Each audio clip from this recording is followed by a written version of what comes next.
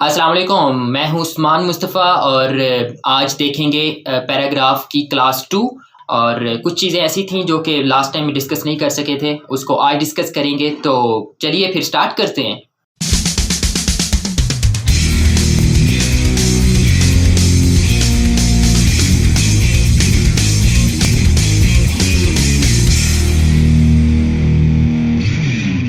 Multi level list को understand करने के लिए ये कुछ ब्रांचेस लिखी हैं मैंने साइंस की।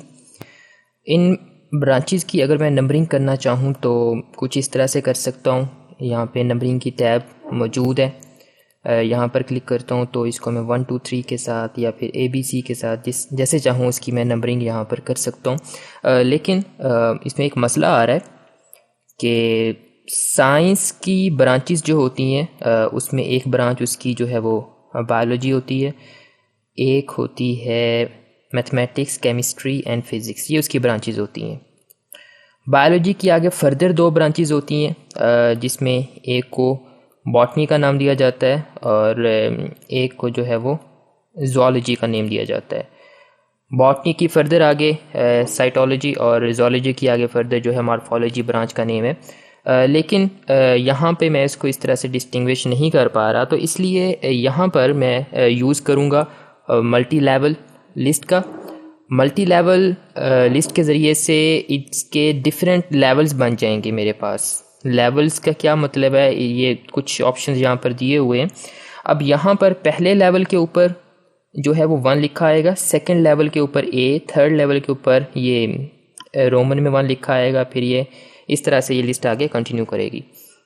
मैं इसको अप्लाई करता हूँ। इसको अप्लाई करने के लिए यहाँ पर पहले इसको सिलेक्ट करूँगा। सिलेक्ट करने के बाद यहाँ पर आकर मैं यही वाली लिस्ट यहाँ पे अप्लाई कर देता हूँ। तो ये कुछ इस तरह से अभी भी मेरे पास 1 2 3 ही आ रही है। तो ये फर्स्ट लेवल के अंदर है। इसको मैं लेकर जाना चाहता हूँ सेकेंड लेवल के अंदर। तो उसके लिए या तो यहाँ पर ये इंक्रीज़ इंडेंट है, इंक्रीज़ इंडेंट पे मैं क्लिक करूँगा तो ये एक लेवल आगे चला जाएगा। जैसे क्लिक किया तो ये मेरे पास A बन गया है। अब साइंस की ब्रांचेस को मैं अलग कर लेता हूँ।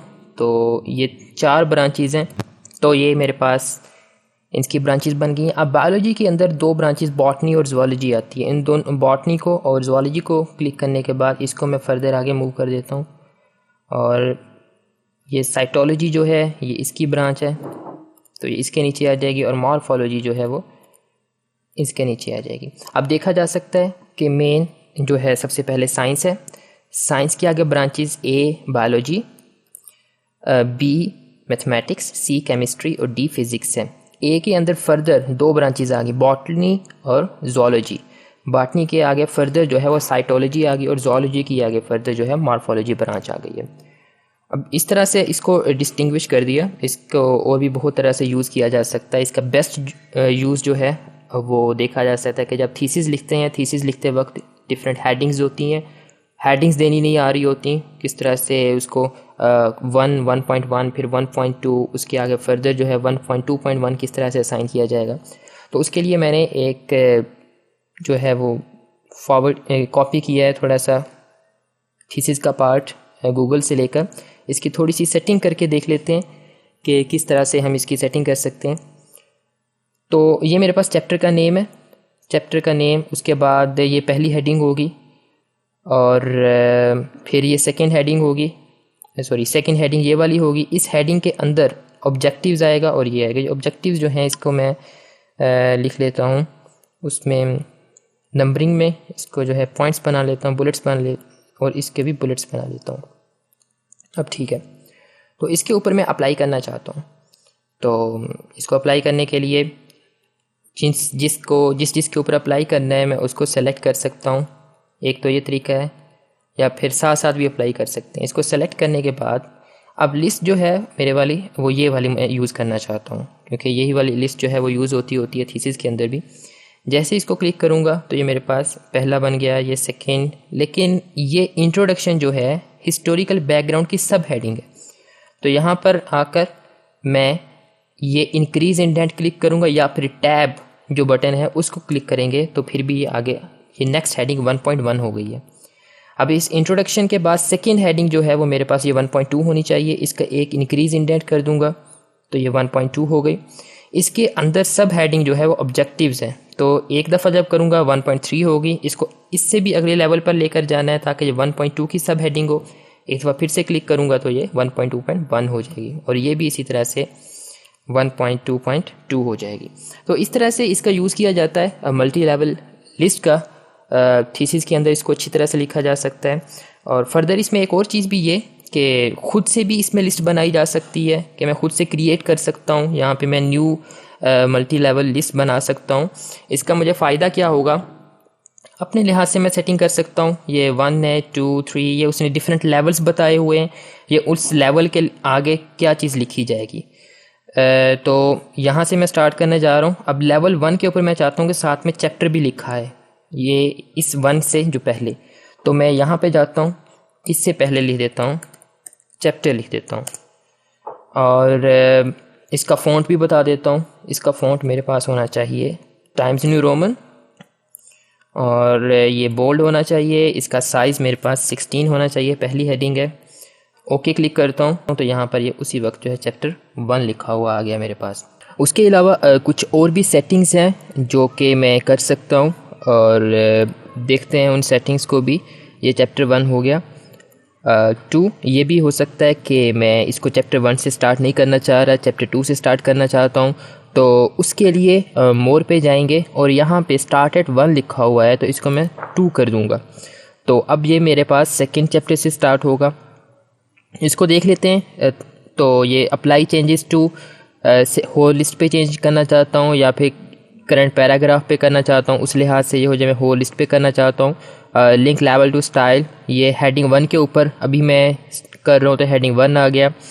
ये लेवल 1 है और स्टार्ट चैप्टर 2 से मैं करना चाह रहा हूँ। उसके अलावा ये 1, 2, 3 आ जाएगा। ये अलाइंड एट टेक्स्ट इंडेंट जो है वो मेरे पास 0.3 है। 0.3 को मैं इंक्रीज़ कर लेता हूँ। 0.3 से मैं इसको कर लेता हूँ 1 कर लेता हूँ, 1 इंच। ये टैब कैरेक्टर के साथ आगे जो इंडेंट है वो ट्रांसफ़र होगा। इसको ओके जब मैं प्रेस करूँगा तो अब ये देखें यहाँ पर मेरे पास ये चैप्टर नंबर 2 आ गया है और ये चेंज हो गया। चैप्टर पहले 1 था और अब ये चैप्टर नंबर 2 हो गया है। फर्दर और देखते हैं यहाँ पर कि इसको अगर मैं जो है वो 4 कर दूँ तो उससे क्या फ़र्क पड़ेगा। उससे जो मेरे पास फ़र्क पड़ेगा, ये हिस्टोरिकल बैकग्राउंड जो है ये आगे चला जाएगा। ये 4 इंचज़ क्या है, पहले 4 करते हैं इसको, तो ये हिस्टोरिकल बैकग्राउंड आगे चला गया। 4 इंचज़ ये रूलर दिया हुआ है यहाँ पे। अगर ये आपके पास शो नहीं हो रहा तो व्यू पे जाएं, व्यू पे ये रूलर को चेक करें तो ये रूलर आ जाएगा। तो ये मैंने 4 क्लिक किया था तो 4 इंचज़ के बाद ये वाली हेडिंग के जो चैप्टर 2 के बाद 4 इंचज़ के बाद ये हिस्टोरिकल बैकग्राउंड लिखा हुआ मेरे पास शो होगा। मैं इसको 4 नहीं करना चाहता, मैं इसको करना चाहता हूँ 2। तो इसको जो है वो मैं 2 करके इसको ओके कर देता हूँ। और यहाँ से हम अपना सेकंड चैप्टर स्टार्ट करने जा रहे हैं। तो सेकंड चैप्टर स्टार्ट करने के लिए उस सेकंड चैप्टर मेरे पास है लिटरेचर। तो इसको मैं सेकंड चैप्टर कैसे लिखूँ, तो इसके लिए यहाँ पर हेडिंग 1 डे है। इसको जैसे ही मैं क्लिक करूँगा तो ये मेरे पास अगला चैप्टर उससे हो जाएगा, चैप्टर 3 हो जाएगा। अगर मैं इसको अगली हेडिंग चैप्टर 3 से अगले लेवल पे जाना चाहता हूँ तो इंक्रीज़ इंटेंट पे करूँगा तो ये 2.3 हो जाएगा, 2.23 या फिर जितनी आगे। और अगर मैं वापस पीछे जाना चाहता हूँ तो डिक्रीज़ इंडेंट पे क्लिक करूँगा और ये मेरे पास चैप्टर 3 हो जाएगा। तो इस तरह से भी मैं इसकी चेंजेस कर सकता हूँ। जैसे ये 2.2.2 है तो इसको मैं अपने लिहाज से यहाँ पे हेडिंग 5 जब करूँगा तो ये 5th लेवल के ऊपर चला गया। तो यहाँ से भी मैं अपने उस लेवल्स को चेंज कर सकता हूँ। अब चैप्टर नंबर 2 है, इसमें ये भी है कि इसका कलर मुझे ब्लैक चाहिए। चैप्टर 2 मुझे पता है पहली हेडिंग है तो इसके ऊपर राइट क्लिक करूँगा, मॉडिफाई, और मॉडिफाई पे यहाँ पे मैं इसको ऑटोमेटिक कर देता हूँ। ये 16 ठीक है। ये टाइम्स न्यू रोमन होगा और बोल्ड होगा। ये बाकी सारी सेटिंग दी हुई है और इसको मैं ओके क्लिक कर देता हूँ। तो अब देख सकते हैं कि ये बोल्ड हो गया है और चैप्टर 2 हो गया है और चैप्टर नंबर 3 की भी उसी तरह से, पहले ये ब्लू था और अब ये ब्लैक हो गया है। तो इस तरह से मैं किसी एक को जब यहाँ पे जब हेडिंग 2 को चेंज करूँगा, हेडिंग 2 की सेटिंग को चेंज करूँगा, तो जिस लाइन के जिस हेडिंग के ऊपर मैंने ये स्टाइल अप्लाई किया होगा हेडिंग 2 वाला, वो जो है वो चेंज हो जाएगी। तो इस तरह से इसकी जो है सेटिंग की जा सकती है। इसको जस्टिफाई कर देते हैं और इसकी भी सेटिंग कर देते हैं। अब इसको मॉडिफाई करता हूँ मैं। मॉडिफाई करने के बाद इसका ये 14 होता है, ये भी टाइम्स न्यू रोमन हो जाएगा, बोल्ड हो जाएगा, कलर इसका ऑटोमेटिक एंड इसको ओके।